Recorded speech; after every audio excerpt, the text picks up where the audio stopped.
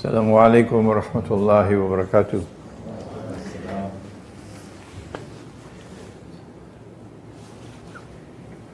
الله أكبر الله أكبر الله أكبر الله أكبر أشهد أن لا إله إلا الله أشهد أن لا إله إلا الله أشهد أن محمد رسول الله أشهد أن محمد رسول الله حي على الصلاة حي على الصلاة حي على الفلاح حي على الفلاح الله أكبر الله أكبر لا إله إلا الله.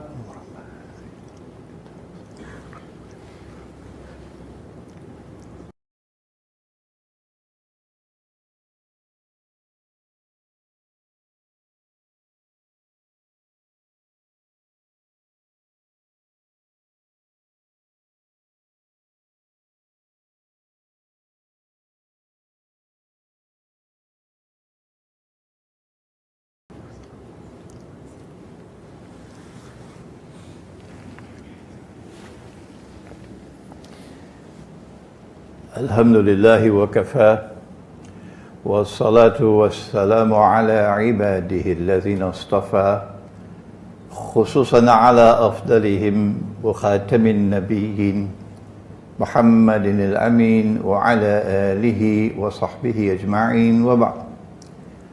فأعوذ بالله من الشيطان الرجيم. بسم الله الرحمن الرحيم.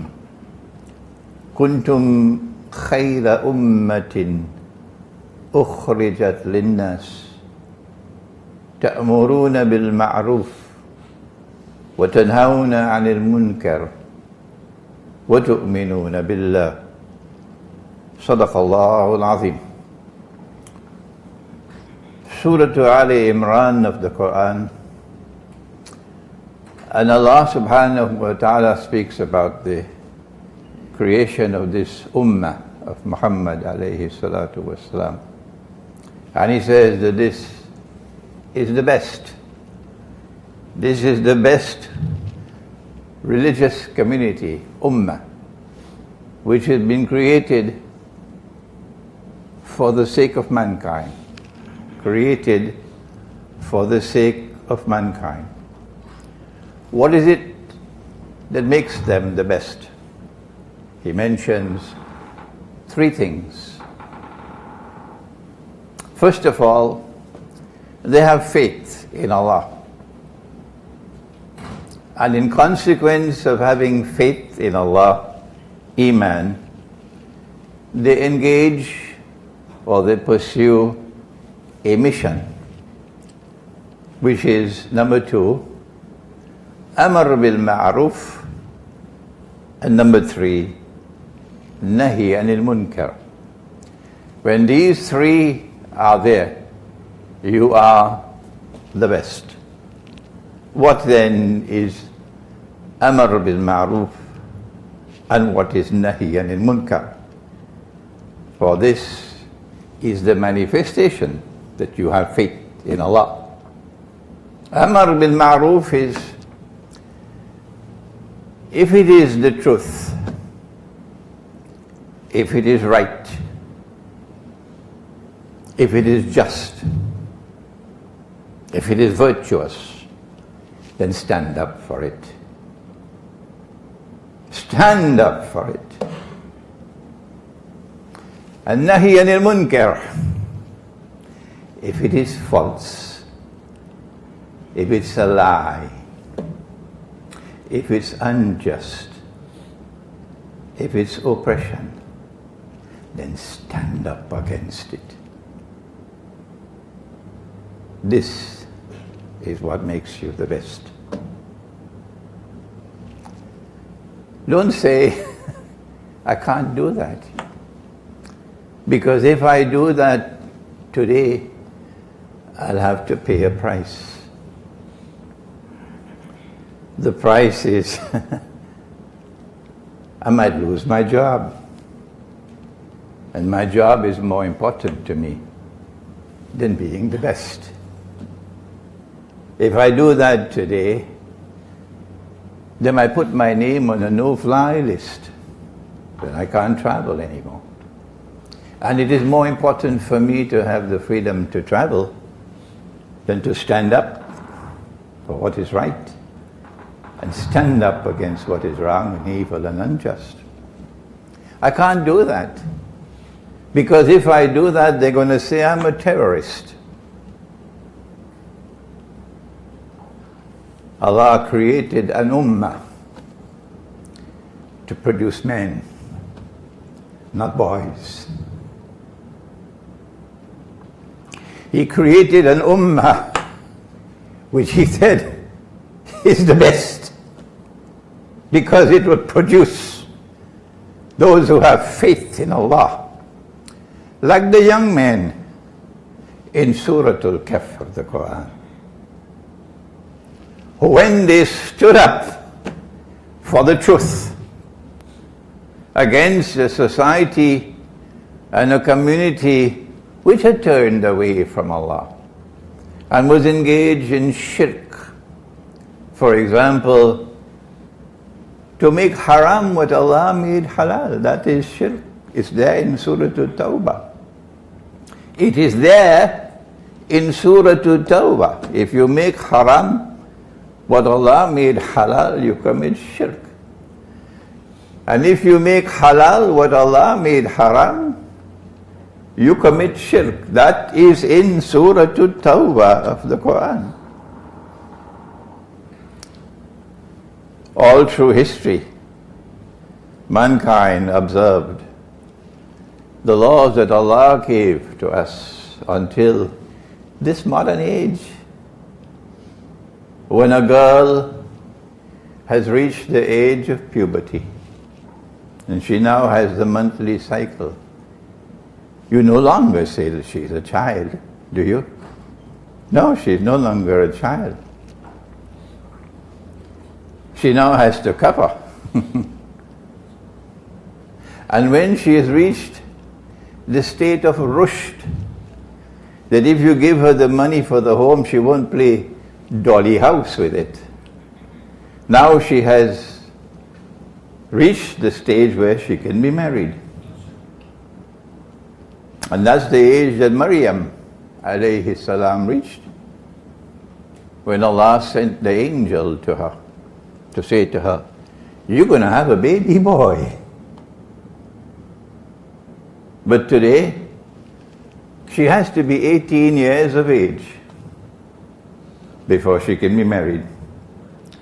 A godless government, not only here in this country, but all around the world, even in the Islamic Republic of Pakistan, and in Malaysia, in Algeria, around the world. She has to be 18 before she can be married.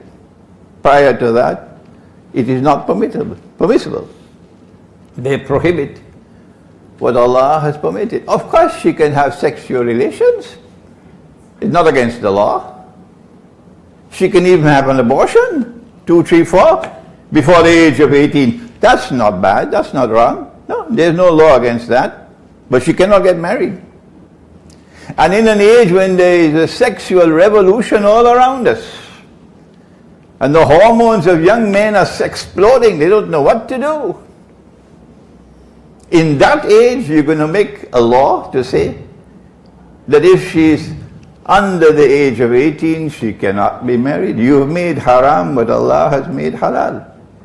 And that is shirk. But how many are there who recognize that? They study so many things, but in this strange age, they will not study the book of Allah. When it is right and virtuous and just, stand up for it.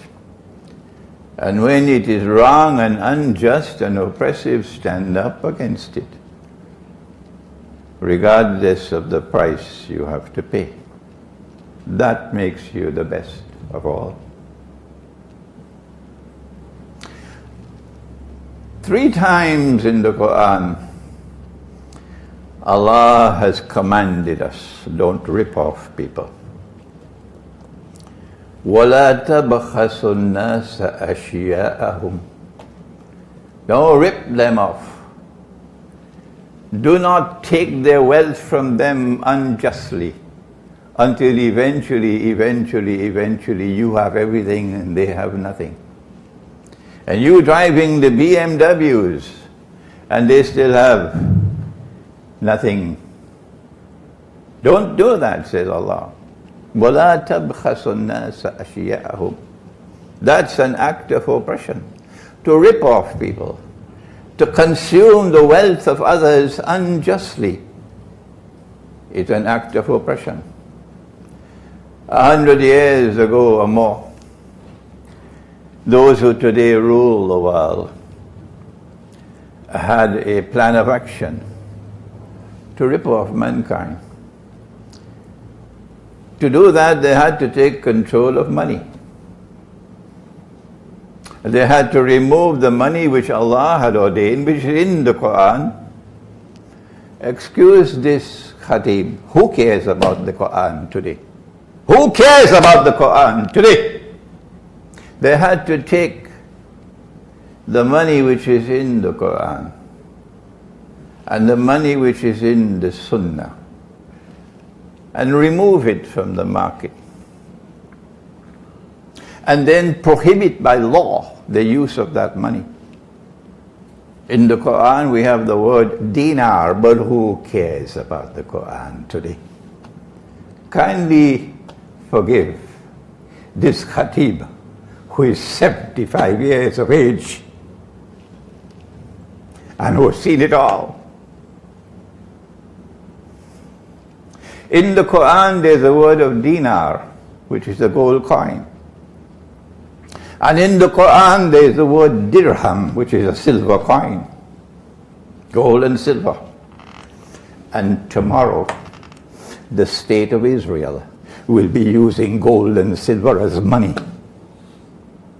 I pray to Allah that I should not live to see that day. Take me away from the world. The shame and the disgrace will be too great. I don't want to live to see that day when this ummah, which is the best, has betrayed Allah and His Messenger to such an extent that the state of Israel will restore gold and silver as money, and then we, like blind sheep, will follow them. In the Quran there is dirham, and dirham is a silver coin. And so they made it haram to use gold as money. It's there in the Articles of Agreement of the International Monetary Fund.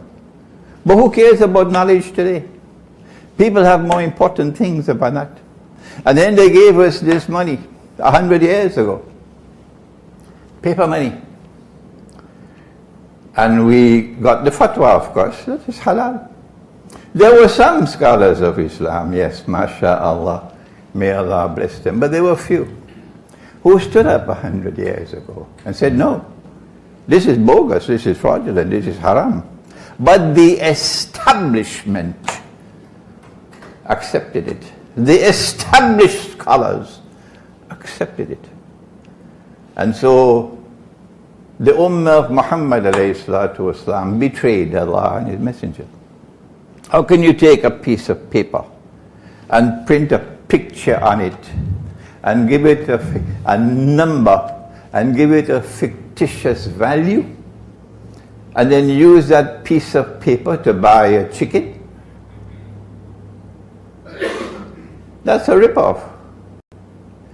Only they can do it. And when they print their paper, they call it hard currency. And they can use it anywhere in the world. You cannot do business without their paper. They want to send money from this place to that place, you have to use their paper. You want to buy and sell, you have to use their paper. And when we print our paper, because we also want to commit the act of shirk, and you take a basket full of Pakistani rupees to Midtown Manhattan, you can't even buy a cup of coffee with it. So they have a monopoly on money. That's their paper money. And of course, they ripped us off. And this Khatib has studied the subject, so he knows. He's not talking through his hat. If you want to know something about paper money, you've got to study international monetary economics. They don't teach that in the Darul Uloom. So our brothers who graduated from the Darul Uloom, they have no knowledge of the subject. No. And yet they give fatwa.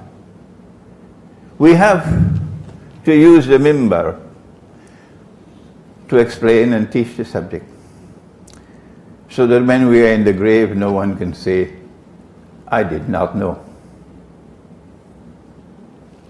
Because of that monetary system of paper money, today Algeria is miserably poor, and Morocco is miserably poor, and Egypt is miserably poor, and Indonesia is miserably poor, and Pakistan is miserably poor, and Bangladesh is miserably poor. Shall we continue? It's already done. The rip-off has already taken place. And yet, you can't hear a khutbah on the subject. No. But they have time to pick up boxing gloves and fight miserable fights over popcorn and peanuts. What will Allah do? What will Allah do to them who abandon the quest for knowledge and who are sleeping while the world is ripping off the Ummah of Muhammad alayhi salatu wasalam and all the rest of mankind? That happened 100 years ago, and we were not alive at that time. So we do not bear a responsibility for it. But today is different.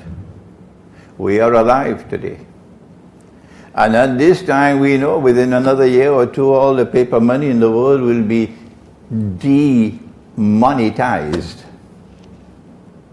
Meaning you can't use it as money anymore. 1 year ago India demonetized the two biggest notes, 1,000 rupees and 500 rupees, and gave the Indian people just a small amount of time. You have to go to the bank, and provided you can prove that this is halal money, as you paid your taxes on it, the bank will open an account and you'll keep it there in your account for you. And if a certain amount of time expires and you didn't do it, you can use your paper money as wallpaper. And millions of Indians were ripped off 1 year ago because they're too scared to go. They did that because Wall Street wanted to use India as a case study for the eventual elimination of all paper money, so that a new monetary system will come to the world, in which money will be invisible, you can't see it. Money will be intangible, you can't touch it. The money in the world will be all electronic money or digital money. And now we have a new term, cryptocurrencies. They don't teach the subject in the Darul Uloom. Is this money halal or haram?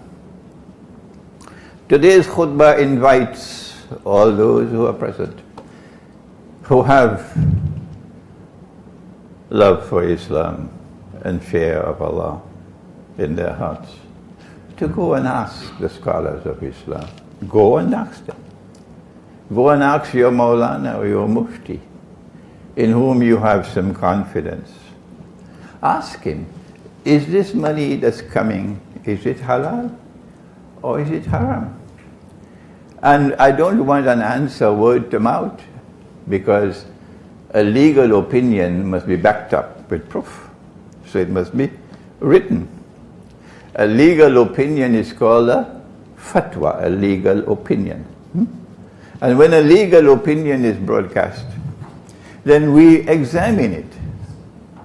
And then, if the other scholars of Islam accept it, it is not challenged, then the qadi or the judge will now accept it and it becomes law.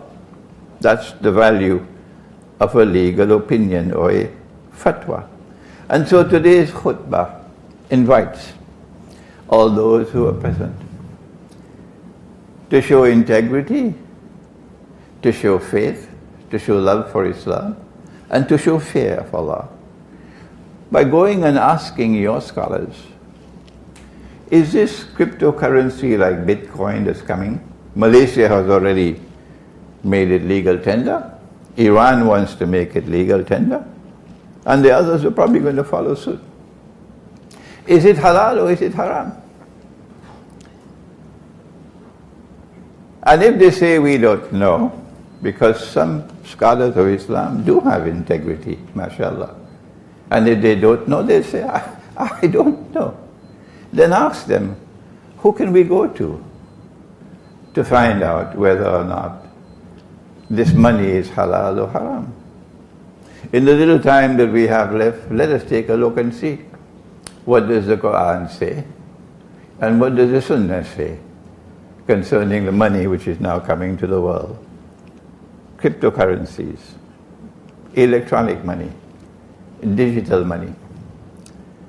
First of all, what is money in Islam?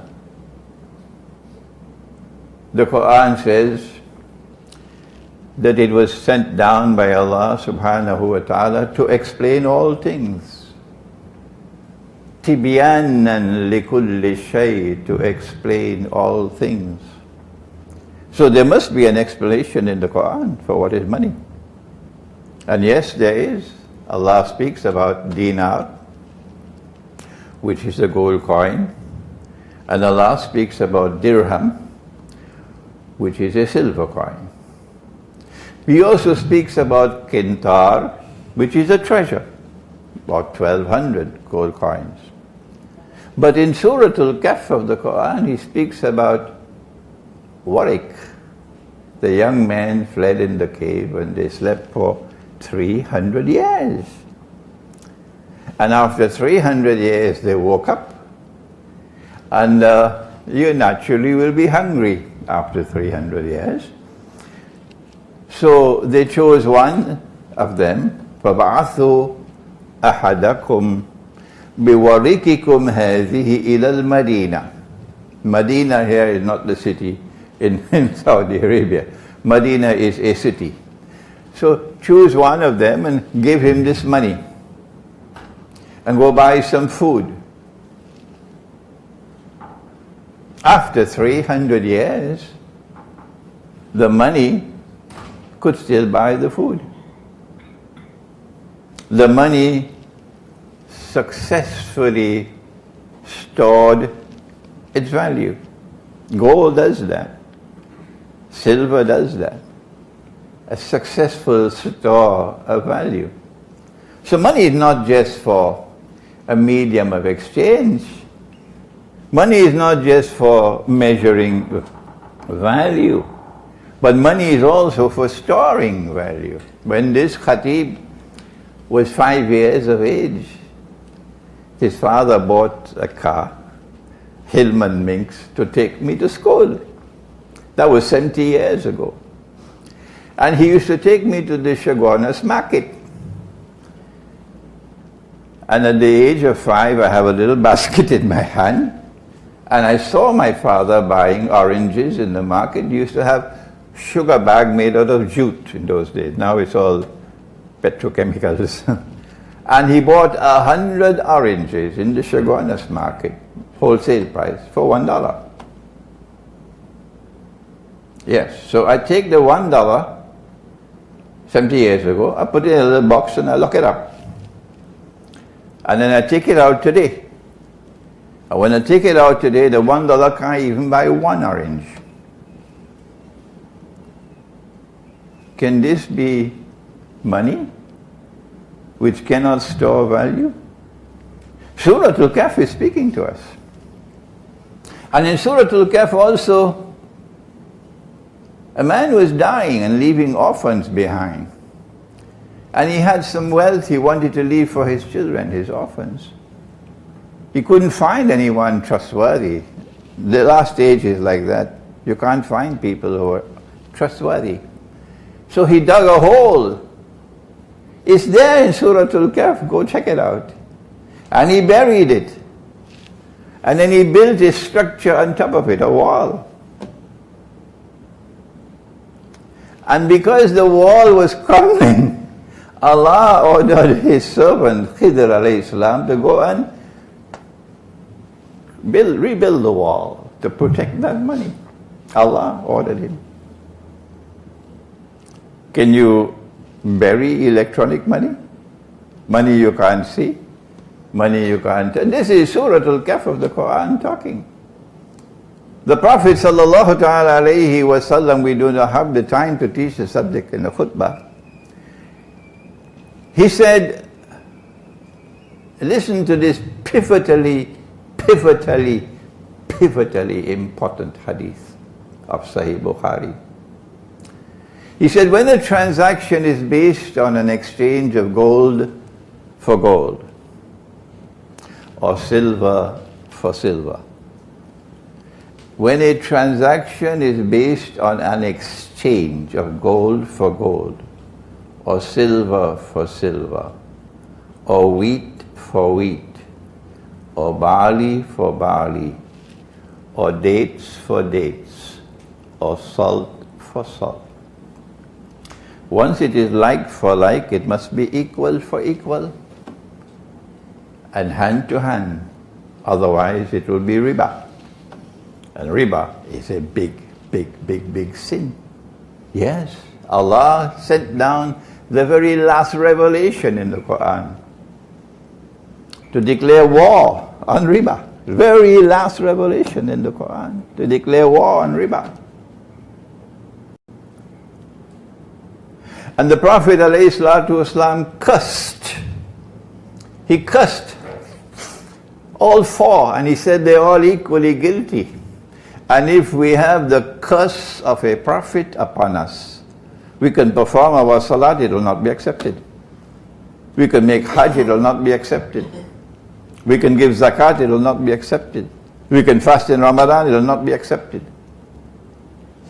He said that they all equally guilty, all four. The one who takes riba, the one who gives riba, the one who records the transaction, and the two witnesses, riba. One form of riba, of course, is borrowing and lending money on interest. And the other form of riba is to rip off people. So, unless it is like for like, if it is like for like, unless it is equal for equal, if you have 1 ounce on this side, you must have 1 ounce on that side. And it must be hand to hand, meaning it cannot be a credit transaction. It must be a cash transaction. Otherwise it will be riba. So this is an important hadith. What is common to all 6? Gold, silver, wheat, barley, dates and salt. What is common to all 6? Answer, they were all used as money. When there is a shortage of gold and silver in Medina, in the market, they would use dates as money. Yes. And so now we have a definition of money in Islam, in the Quran and in the Sunnah.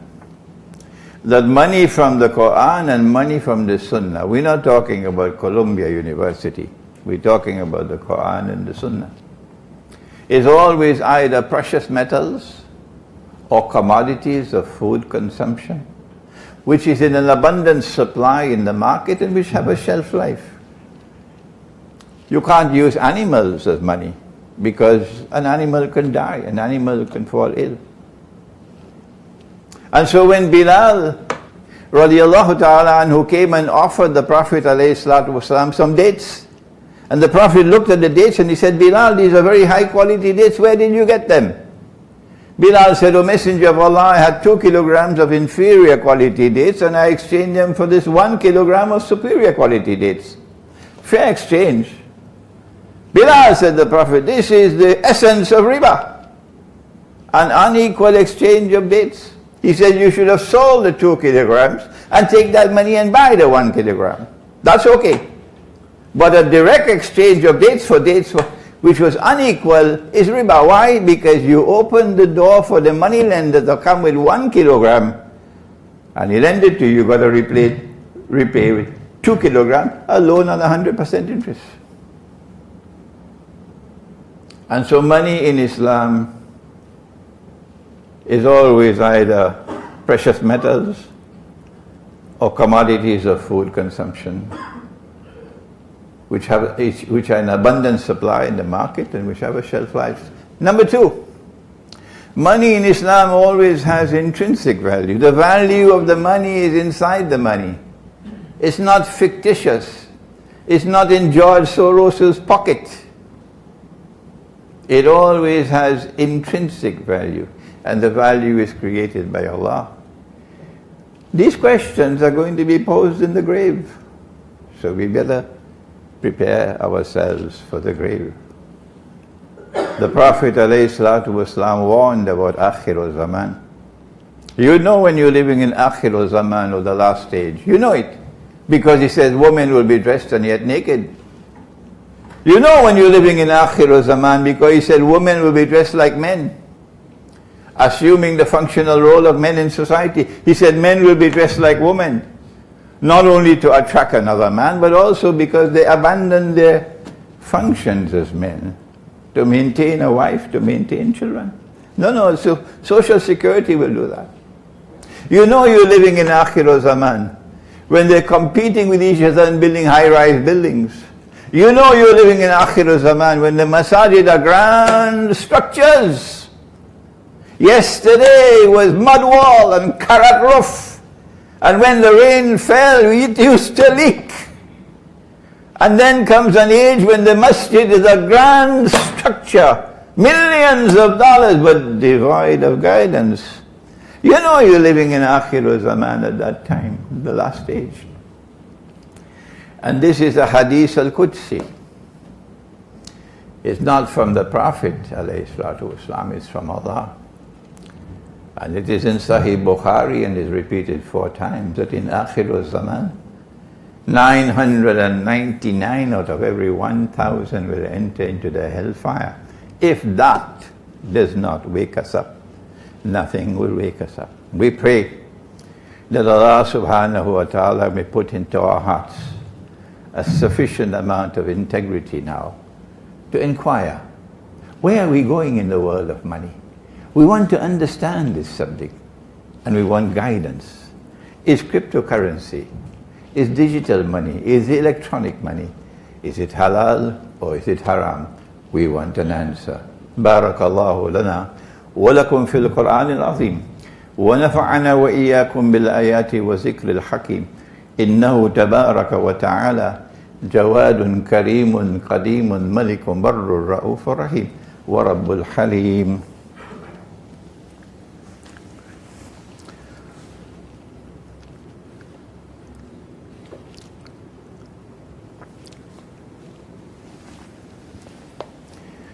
الحمد لله نحمده ونستعينه ونستغفره ونؤمن به ونتوكل عليه ونعوذ بالله من شرور أنفسنا ومن سيئات أعمالنا من يهده الله فلا مضل له ومن يضلله فلا هادي له ونشهد أن لا إله إلا الله وحده لا شريك له ونشهد أن سيدنا ونبينا ومولانا محمدا عبده ورسوله. اللهم صل على سيدنا محمد وعلى آل سيدنا محمد وبارك وسلم. ربنا ظلمنا أنفسنا وإن لم تغفر لنا وترحمنا لنكونن من الخاسرين. ربنا فاغفر لنا ذنوبنا وكفر عنا سيئاتنا وتوفنا مع الأبرار. اللهم إنك عفو كريم تحب العفو فاعف عنا يا كريم. اللهم إنا نعوذ بك من عذاب القبر ومن عذاب النار ونعوذ بك من فتنة المحيا والممات ومن فتنة المسيح الدجال. إن الله يأمر بالعدل والإحسان وإيتاء ذي القربى وينهى عن الفحشاء والمنكر والبغي يعظكم لعلكم تذكرون. اذكروا الله يذكركم وادعوه يستجب لكم ولذكر الله أكبر. أقيموا الصلاة.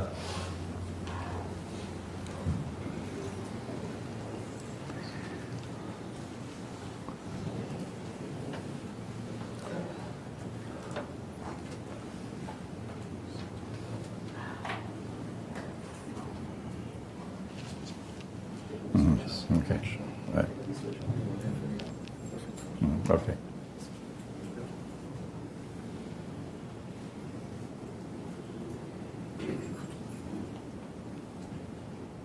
الله أكبر الله أكبر أشهد أن لا إله إلا الله أشهد أن محمد رسول الله حي على الصلاة حي على الفلاح قد قامت الصلاة قد قامت الصلاة الله أكبر الله أكبر لا إله إلا الله. استووا يرحمني ويرحمكم Allah. Please look down and see that the line is straight and there are no spaces in between, that we may earn Allah's mercy.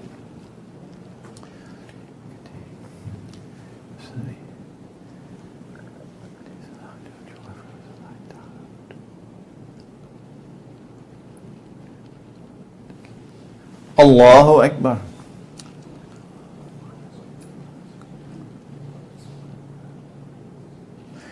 Bismillahirrahmanirrahim.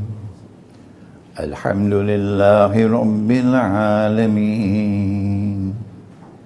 Ar-Rahmanir-Rahim. Maliki Yawmiddin. إياك نعبد وإياك نستعين اهدنا الصراط المستقيم صراط الذين أنعمت عليهم غير المغضوب عليهم ولا الضالين.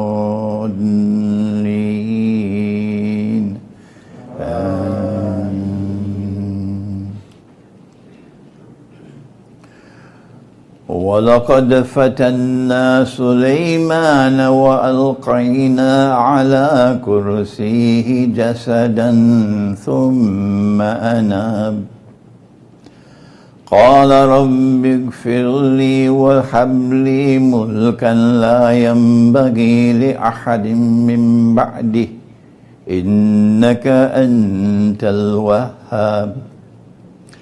فسخرنا له الريح تجري بأمره رخاء وحيث أصاب وشياطين كل بناء وغواص وآخرين مقرنين في الأصفاد هذا عطاؤنا فامنن أو أمسك بغير حساب وإن له عندنا لزلفى وحسن مآب. الله أكبر.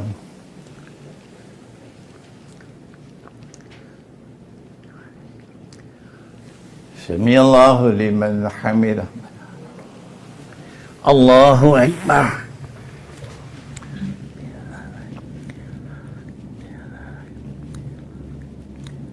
الله أكبر. الله أكبر.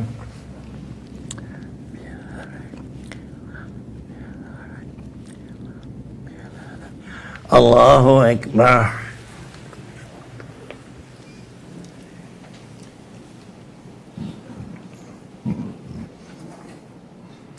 بسم الله الرحمن الرحيم.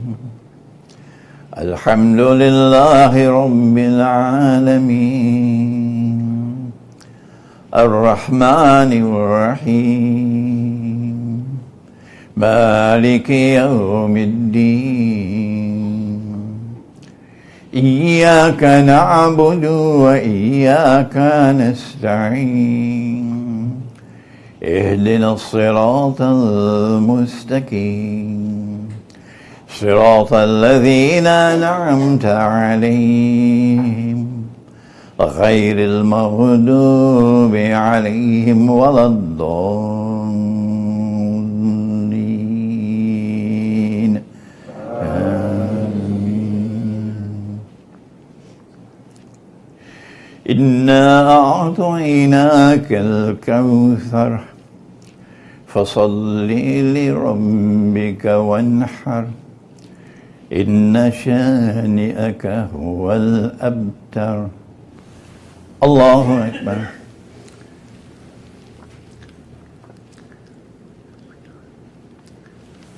سمع الله لمن حمده. الله أكبر.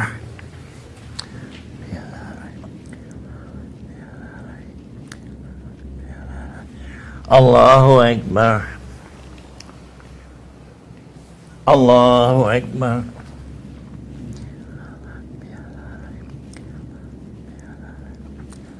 الله أكبر.